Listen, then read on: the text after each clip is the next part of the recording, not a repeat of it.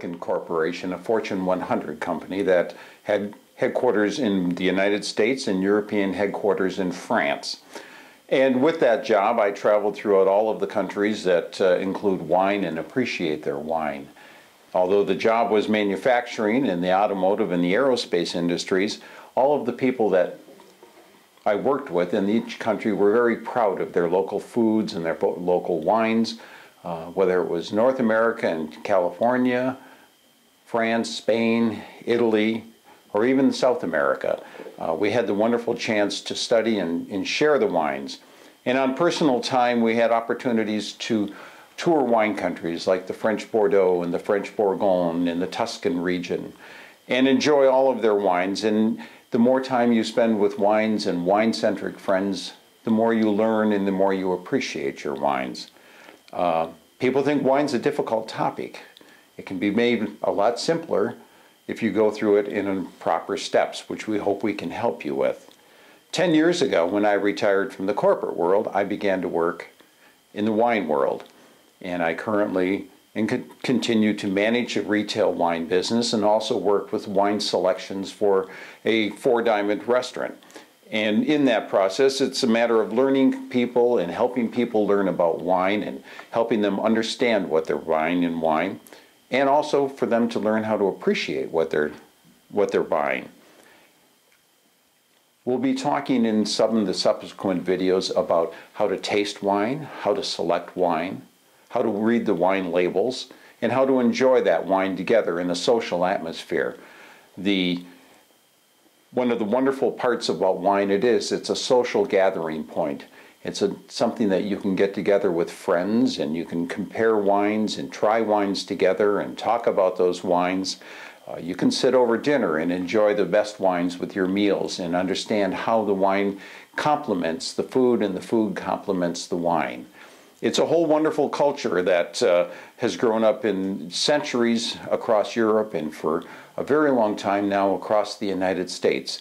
And I hope to see it emerging in many parts of the world where people learn to appreciate their wine and to understand it.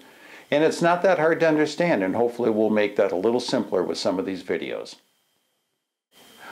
One of the wonderful things about wine is it's a fun topic and it's something you can learn new every day. There's always something more to learn. I once estimated that I think there's probably about 750,000 different wine labels produced every year around the world. And that says there's something different all the time to learn, a new region to explore, a new grape to be introduced to. And one of the nice things is that it is a learning experience and it's something that you can share with friends and going through this learning curve. Not every wine is for everybody. Some people want sweet wine. Some people don't like sweet wine. Some people want white wine. Some people want red wine. I manage a wine shop with over 1,000 different wines in it. We'll later in the videos here see some filming at a wine shop that has over 2,000, I estimate. And that's because everybody has a little different interest.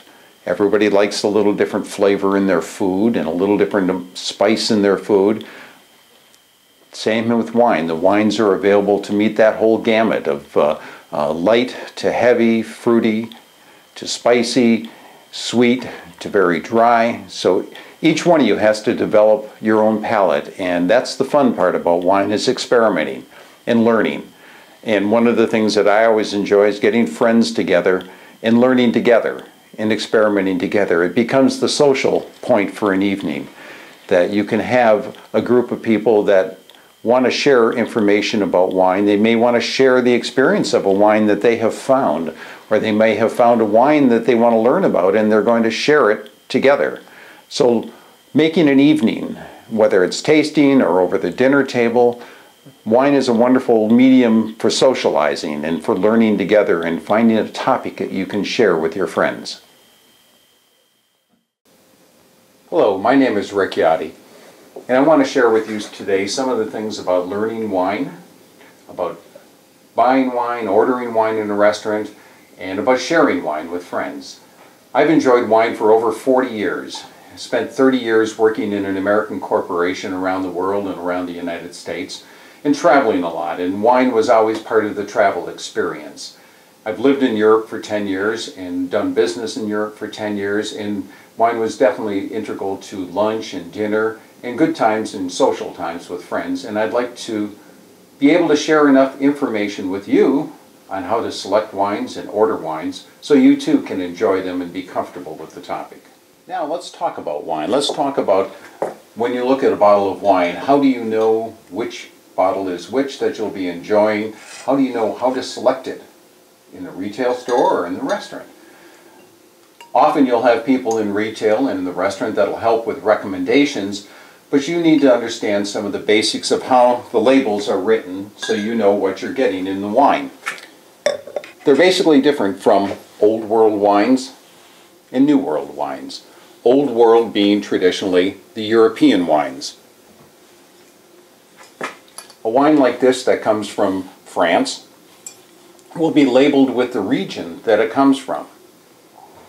You don't know, just reading this, what the grapes are that are used to make it and if they're ones you're familiar with. But you do know from the region name, whether it's in Spain or Italy or France, you know I like wines that come from the Rioja. I like wines that come from Tuscany. I like wines that come from Bordeaux. That's the way they label them in Europe, but there's no mention of the grapes that are in that wine. If you come to New World wines, and the New World wines being South American, Australian, and American wines. The American wines that you'll look at, they'll have the name of the grape that the wine is made from. This wine here is a Clos de Bois Chardonnay, and it's labeled as a Chardonnay, which is the name of a grape. Another grape is the Pinot Grigio, and you'll see many more different styles or names of grapes. The Riesling grape, Viognier grape, Sauvignon Blanc grape. These are all white wines in the names of the grapes that they're made from. And each one will have a uniquely different taste and a uniquely different flavor profile. When it comes to the red wines, once again, they'll be named with the type of grape that was used to make them. This Simi wine was made from Cabernet Sauvignon. The Franciscan was Cabernet Sauvignon. We have some wines here that were made from the Merlot grape also. But you'll see names on red wines such as Pinot Noir, Syrah, Zinfandel. There's many more, but those would be the prominent ones that you'll see and get to learn. Each one, each grape, Cabernet has a flavor of its own. Merlot has a separate flavor. Syrah has a flavor. Pinot Noir has a flavor. And it's just a matter of time as you go through experimenting and tasting different wines that you'll learn that maybe you prefer Pinots more than Zinfandels, that you'll have a favorite one. But when you're looking at wines, American and New World wines in the store or in the restaurant, they'll be generally identified with the grape. Now, sometimes winemakers decide to blend grapes together. So they'll put a Cabernet Sauvignon in a Merlot and blend them into the same wine. And in that case, they'll usually give them the name of a Meritage or just a red blend.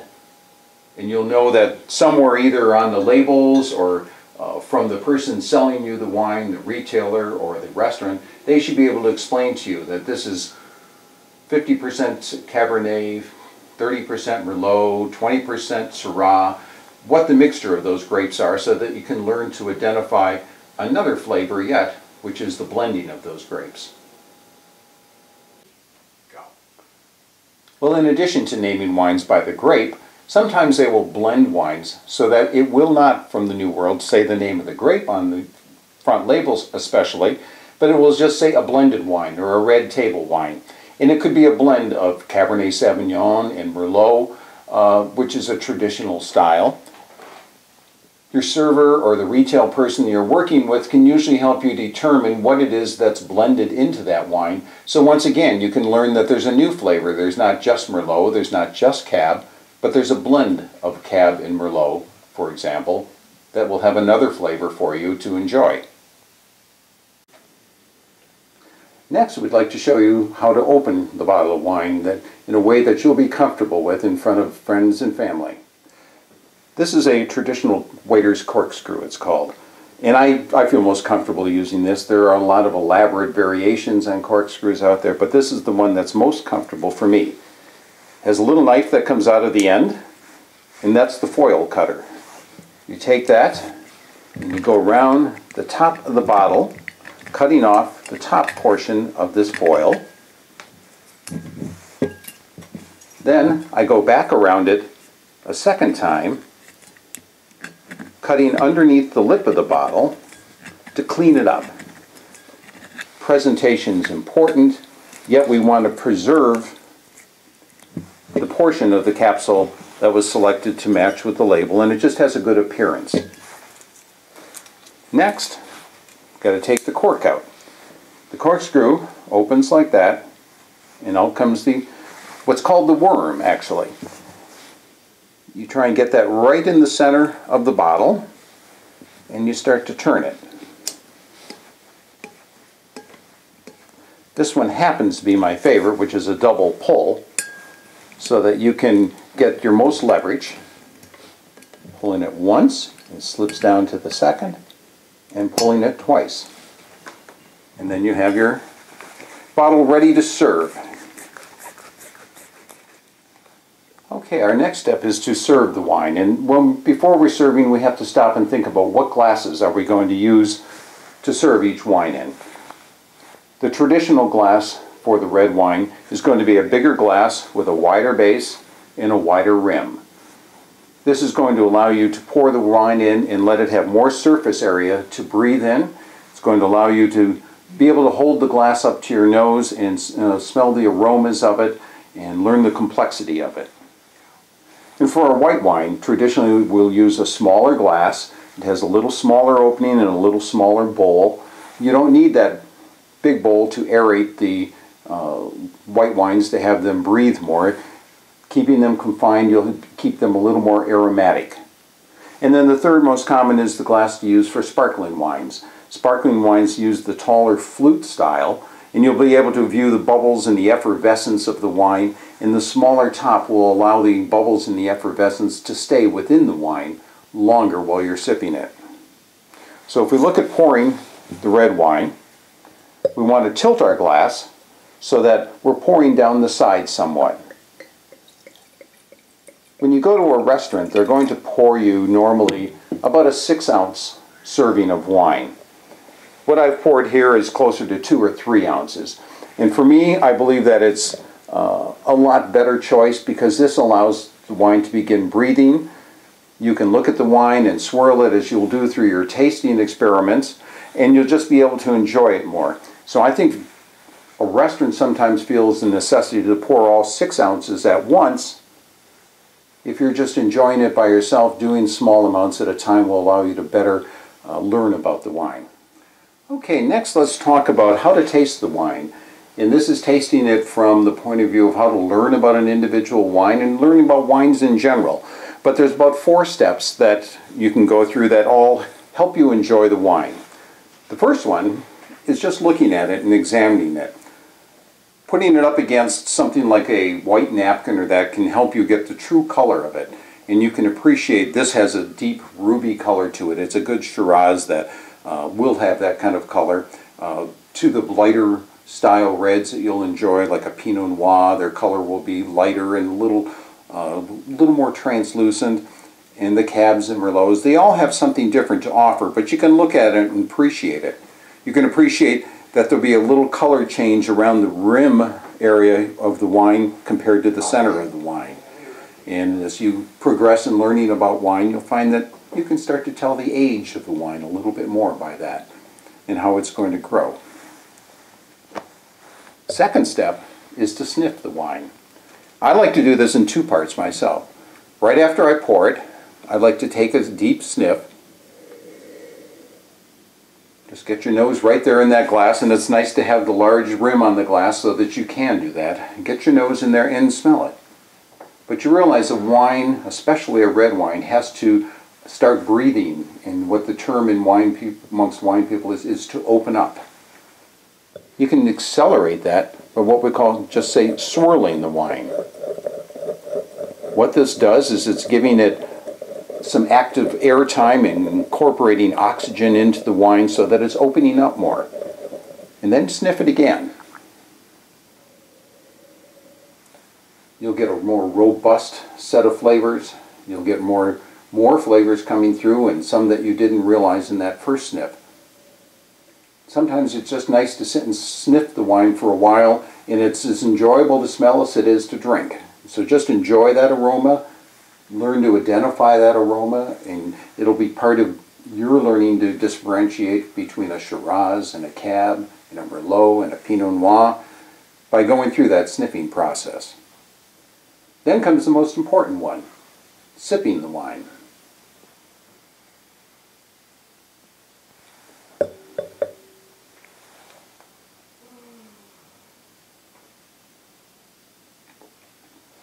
Take the time. Do it slowly.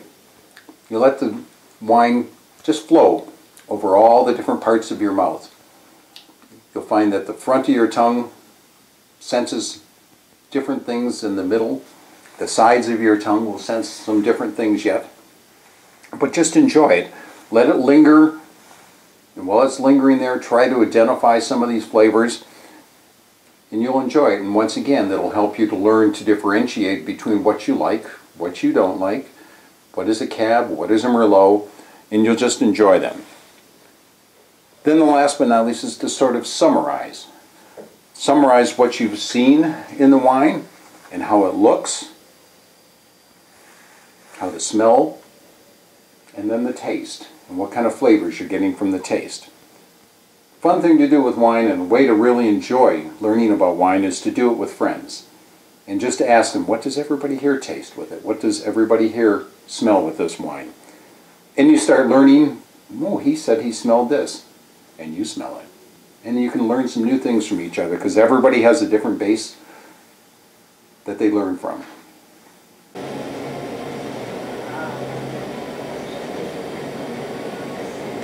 Today we're visiting a wine shop in Tennessee. As you can see, there's over 2,000 selections in a shop like this, and that they're all organized, and they can be a little intimidating. They can scare you off. But for the new person buying wine and learning about wine, there's a great opportunity to understand how they're organized. We'll see that they have organized their wines, as many shops have. The old world wines are by their country, so that the French wines, the Italian wines, and the German wines are all separated. With the domestic wines, they're all organized by their varietal. So as you look at the individual grape names, you'll see up above here that there's Shiraz and Red Zinfandels, and a section for Cabernets and Pinot Noir. So understanding this difference right away helps you go to the section that you're interested in.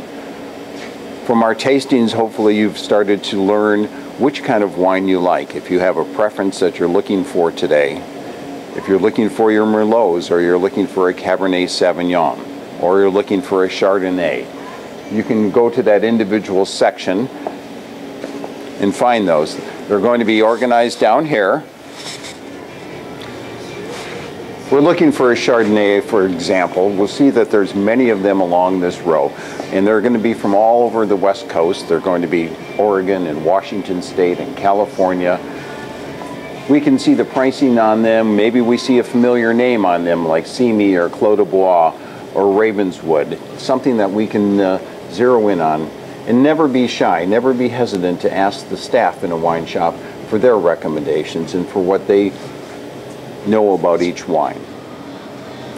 As we were looking at the white wine and we selected a Chardonnay, and we found the Chardonnay section, if we're now looking for a red wine and we go to the section for Cabernets and Merlots, we'll see that there's a vast selection of California Cabernet and Merlot, two of the things that California really is very famous for in the world. We find some of the brands that we're familiar with here, and we've talked about in our other tastings, with the Franciscan and the Clos de Bois, the Murphy Good, the Ravenswood. They're all great selections, and ones that'll fit in with any California selection in the shop. Another very interesting topic in wine has become the box wine. Many years ago, box wines didn't have a very good reputation because of the technology and the quality of wine was put in there just for volume. Nowadays, there are some very good wines that come in a box. The technology has changed. About 5 years ago, they developed a system where there's a bag inside the box that as you drink the wine, the bag contracts and the nozzle doesn't allow any air to go up into the bag. Since air is, in general, in the long term, the enemy of wine, it's good not to have that air in there. So that you can open up one of these boxes, you can tap it, and 8 or 9 weeks later, the wine is going to be just as fresh as the day you started. They're great for parties, they're great for large gatherings. I mean, they're very cost effective. One of these boxes is 3 liters, that is equal to 4 bottles of wine. So that you look at the pricing on these, and this is the way to go. This is a wonderful opportunity if you just want to have a house wine that you can keep in the cupboard and periodically take a glass of, or with the whites, keep the box in the refrigerator and just periodically have a glass. Or if you want to use it because it's a good value in its volume for serving at a party. So a new concept, not one to be afraid of, one to look for. We're in the wine shop in Tennessee, and we're in their very special room. This is a room that is temperature controlled at 59 degrees, which is the optimum temperature for long-term storage of high-quality wines. The high-quality wines we see in this room today are the traditional French Bordeaux's that have such long fame and for centuries, and some of the French Côte Rôties that are all named by their region. As we look at the wines, there's Bordeaux's, they're from Saint-Emilion, they're from Saint-Estèphe, all names of towns and subregions where they make a traditional wine. We also have Côte Rôties from the Rhone Valley. These wines here are, at least the reds, are often Cabernet and Merlot based blends that need this quality of storage to last their lifetime, which could be decades. We also have some of the French dessert wine that's in here that's very famous in the Sauternes. Also in the same room here are the American wines that the conventional difference is we name these by region, we name these by their grape. So that we have Cabernet Sauvignons from California, some of the most famous Cabernet Sauvignons in the world. The example here of the Côte Rôtie, which is the French version, that's a Syrah, mostly Syrah, wine that's made in the Rhone Valley, but it's named Côte Rôtie because of the region that it comes from. A Syrah wine in the United States is going to say Syrah on it. So once again, we have the regional name, we have the grape name. So Old World, New World. Old World Bordeaux, New World Cabernet Sauvignon.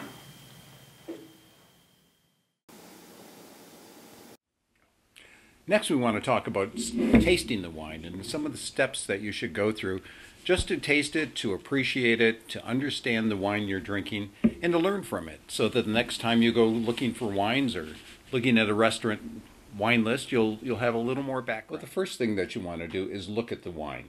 I'm using a white napkin, and I'm holding it behind the glass so that you can get a contrast here and not affected by the color of the table or the blank background of the walls. And as you do this, you see the density of the color. You can see a little bit of the corona of the edge and the color that it takes on, whether it's pinkish or brownish. You know, it doesn't tell you the quality of the wine, but it'll give you a little indication to the age of the wine. But appreciating the wine is not just about tasting it, it's about looking at it, and the step 2 of smelling it. Now, I like to smell the wine once, right after it's poured. Just take a deep breath in. With a wide rim on the glass, you're able to get your nose just buried in there and really be consumed in it. Then I like to swirl it. Swirling the wine brings more oxygen into it. It's what the wine people call opening up the wine, letting it breathe, getting that more oxygen in there. And then smell the wine again and you realize that it's changed. You get more boldness in the flavor, in the aromas. You get a little more variety in the aromas because the oxygen has brought more of that out of the wine. And with many wines, especially Cabernets and Cabernet-based blends, as the time goes on, this will increase. So as your meal goes on, stop and sniff the wine. You'll learn more about it as it goes on. Next, the most important part, of course, is to taste the wine.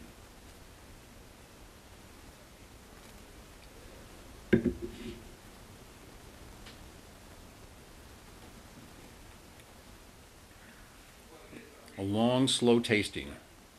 You want the wine to just flow over all the different areas of your tongue.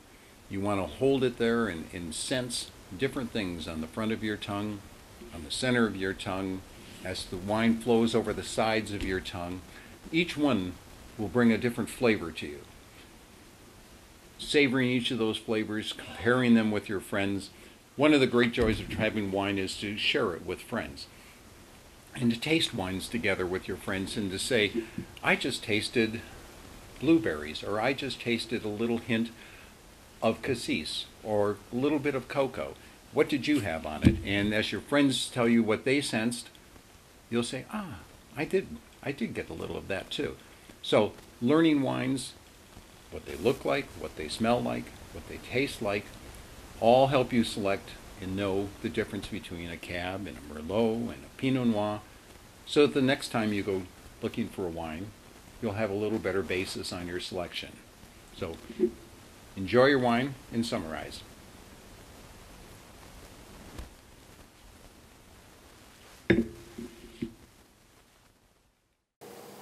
One of the fun things about tasting wine is to share it with friends. Do it as a group and learn together, and you'll get great ideas from each other, and everybody has a few different senses on how they taste things. So what we're all going to do first is we're going to take a look at the wine, and we're going to say what kind of coloring we see, and it's best if you can put it up against something like the white napkin that I have here, and you can see what the coloring is, what around the edges. Yes. And then you want to smell the aromas of the wine, and to really open it up to get the most aroma, it's nice to swirl it around a little and get some of that oxygen back in there. And then you can take a deep sniff and sense all the different aromas.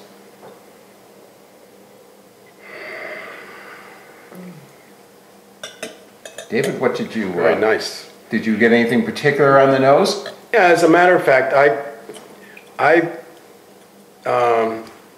discovered berries, blueberries, and I think blackberries. Okay. And maybe a little of the oak from the barrel that there was stored in. Okay. How about you? I noticed that it was like more of a cherry, a slight hint of cherry, and I also tasted a little bit of the oak. Okay. And Ken? I think something like vanilla. I detect the taste. Right. Which will come from that oak sometimes. So take your taste now and let it kind of just wallow on your tongue there and see what you find.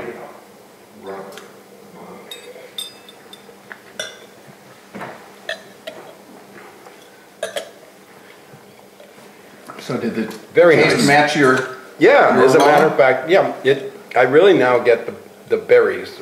I like blueberries and blackberries anyway, so, but they're there, that's for sure. I definitely noticed the purple berry. It was very tasty. Yeah, I think the oak taste, strong oak taste is detecting. Okay, well this is the Hogue Cellars. They're Cabernet Sauvignon from the Columbia Valley in Washington State.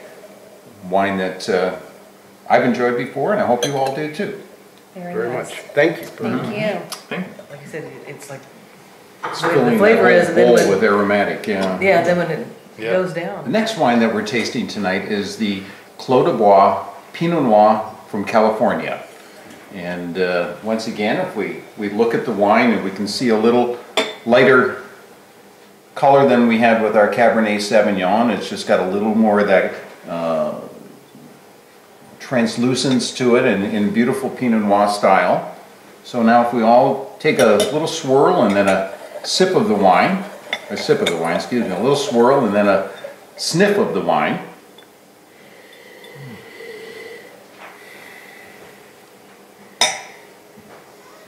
Talk a little bit here about what we smelled in the wine.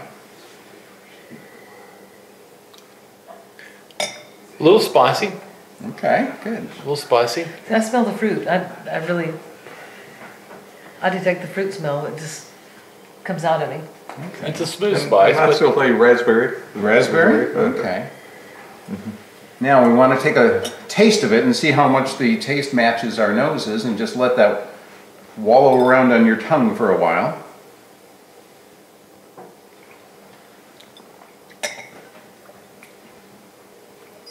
I get more cranberry in that. Mm-hmm. Yeah. I did definitely detect the cranberry too. it's very silky, smooth. The mouthfeel. The mouthfeel is an important part of wine too. And to have that silkiness is one of the better things you can get from a Pinot Noir. So you're right. And it's nice it doesn't linger. It doesn't have an aftertaste. Okay. It's a nice finish. Okay. Yeah. And it changes a little bit after you Uh-huh. have swallowed it, and it sits there and lingers a little bit. Very good. Very nice. Oh, good. Well, enjoy it. Very I would choose drinkable. that. Very drinkable wine. Very nice wine. The Pinot's a hard grape to grow, I understand. Pinot is the most difficult grape to grow, and there's probably only 4 places that can reliably grow it well in the world. New Zealand, California, Oregon's Willamette Valley, and then the granddaddy that started the Pinot grape, which was the Bourgogne region of France. Wow. They grow in a cooler climate, right? Well, they need cool nights. The grape Okay. needs cool nights and it needs a limited amount of sunlight, so that's why those places and their latitudes all work so well. Interesting. So it needs the warmth at the right time of the summer, the rain at the right time of the spring, and the dryness at the right time of the fall. So it makes it a difficult grape to grow, but it's worth it when they do it right. Certainly That's is. awesome. Very good. This go good with food. Definitely a food wine. I seem to drink more Pinot now as I used to drink more Cab. Pinot has been dramatically on the increase. More people are learning to appreciate it. More people are finding it. Well, it seems a lot lighter. You know, to me, Cab seems a little heavier. It's a little Wintertime, more- I like. It's a rich, I like to drink the Cab, but I think like in this temperature, I really like the Pinot. It's a more delicate wine. It has a little more elegance to it. And you're right, it has a little more finesse than a heavier wine.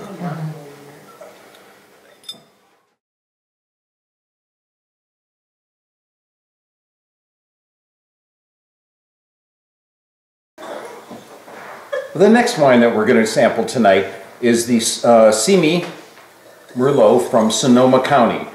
It's a blend of grapes from the Sonoma regions of Alexander Valley and Russian River, 2 of the most prominent areas in all of California to get good Merlot from.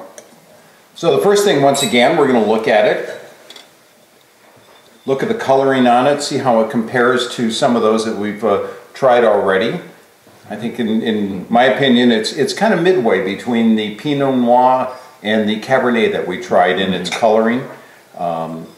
It's translucent, but yet it has a deep core on it, so it's very, very pretty wine. Now we can swirl it a little bit and get a good aroma on it. Deep inhale.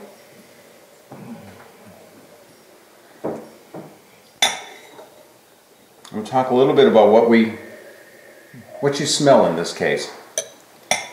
Well, something like the black cherry Okay. and like the tannins, like the soft tannins, Okay. and very fruity aromas. I agree, it's very fruity.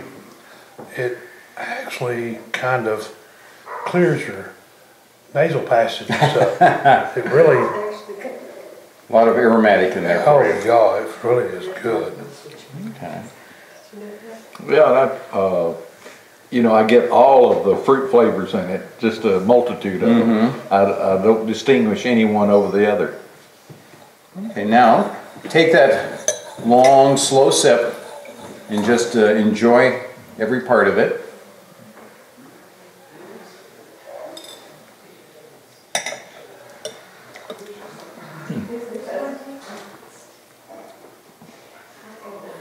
and some oak taste. Yeah. The taste and the smell works very well together. It has a really good fruity taste to it. You can feel it from the front of your tongue to the back. I mean, it just kind of languishes on your tongue. Really beautiful wine. The taste on this one does linger in your mouth for a very nice finish, yeah. And I get those chewy tannins you mentioned when I taste it that will help make it even better to pair with some food. And put it with something like some duck or lamb. Merlot is meant to be with those kind of dishes, or even a heavy pasta. Okay. Cheers. And even salmon. Cheers. And salmon. Salmon would go well with it too. Cheers. Yeah.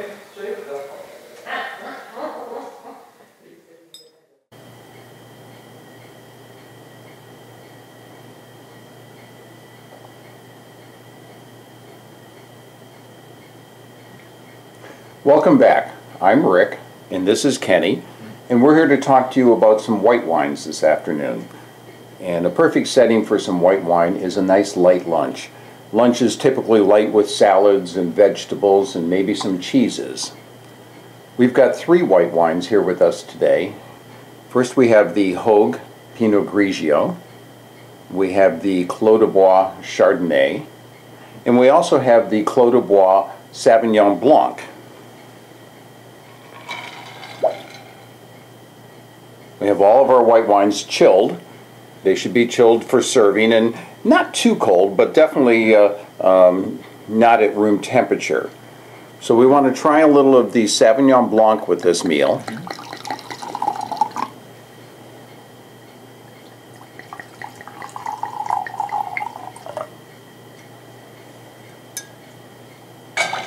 Sauvignon Blanc's a very interesting grape. It's grown around the world. And it has a variety of different styles that it's grown with. The French style has a certain softness and elegance to it. The New Zealand style is big and bold and grassy. And then the American style, it's grown in California, has that little bit of citrus to it. It's a fruitier style wine, and you'll tend to get a little bit of herbal in there also. So if we try this wine,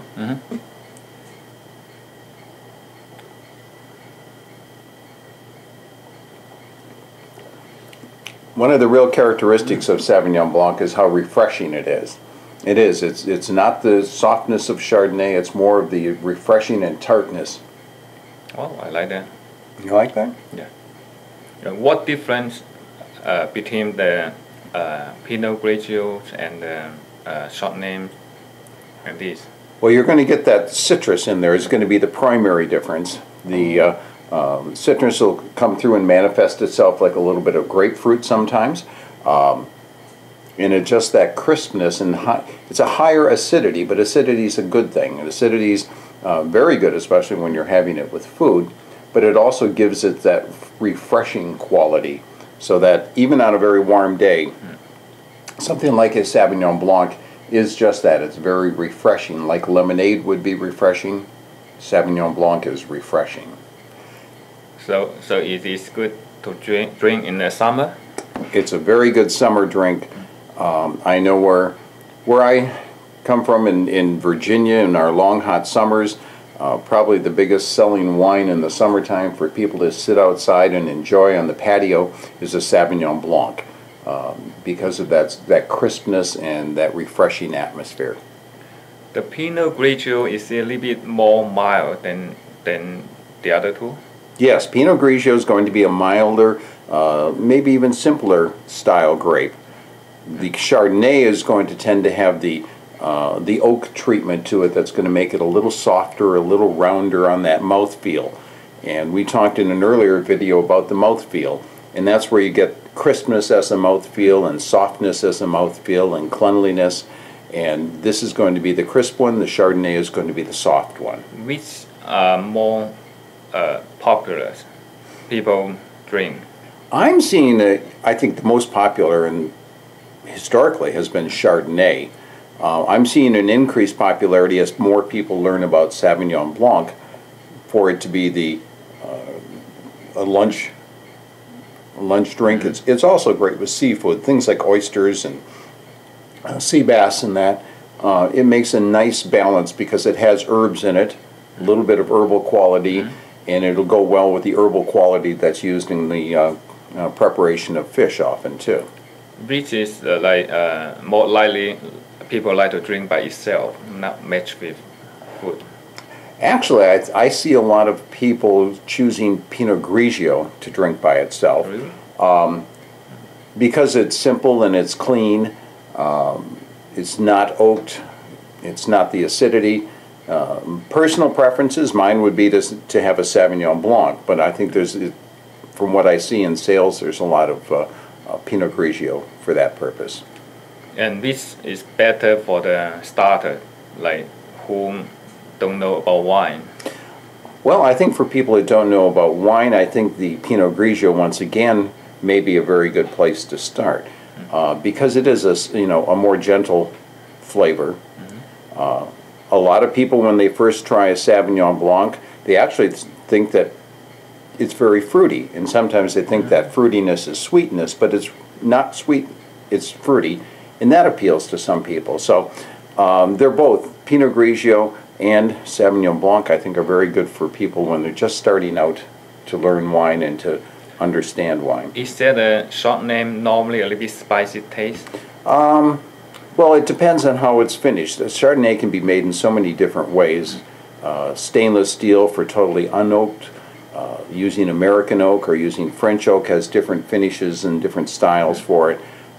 If the grape comes from Northern California, it tends to be a little more maybe appley and its flavor. If it comes from Central Coast California, you start to get some of that tropical fruit flavor in there. And for some people who don't want to spend too much money on the wine when they start to learn about wine, which you recommend? Well, actually, all three of these will come in a wide variety of price ranges, so that you can get very cost-effective and value-oriented wines in all three of these varietals. So you recommend that? For starters, I'd say that, yeah, people that are just starting out to drink wine, I think would enjoy Pinot Grigio, and they would enjoy Sauvignon Blanc, because it would be a way to taste some distinct flavors but not have them too strong. And that's why I recommend an American Sauvignon Blanc, because I think it is. I think it's not overpowering, like some of them can be, but yet it has enough flavor in it to appeal to the new drinker. Okay, like Chinese people, they like to eat something light, like fish, a lot of vegetables. And do you think the white wine is good to match to pair with this kind of food? I think it's the best wine. I think it's the best because it doesn't have any of that tannic structure to it, and it's just going to have a weight, a mouthfeel, and a weight that is much lighter to go with the lighter foods like the vegetables and the salads. Oh, okay. How about something like I know North Chinese people that like to eat spicy food. Is there red wine go with that better, or white? Actually, something white and even something with a little bit of sweetness, truly sweetness to it, would go well with the spicy foods. Oh, so often we recommend maybe an additional wine that is a Riesling to go with. Riesling is a little bit more sweet. Do you? Definitely. Yeah. Riesling's, the basic Riesling grape is a very fruity grape. And depending on how it's grown and how the winemaker makes it, it can and often has residual sugar in it. So that it does have not just fruitiness, but it also has a sweetness to it. And that would counterbalance the spices, the hotter spices of some of the foods, like you say, of northern China. Like in United States, like who makes the more popular Riesling? Well, there's a very good one actually from Hogue. Hogue makes a very good one. A lot of good Riesling in the United States comes from Washington State, north of California, where Hogue does their Rieslings. Okay, good. Yeah, let's share, enjoy that. Cheers, enjoy it.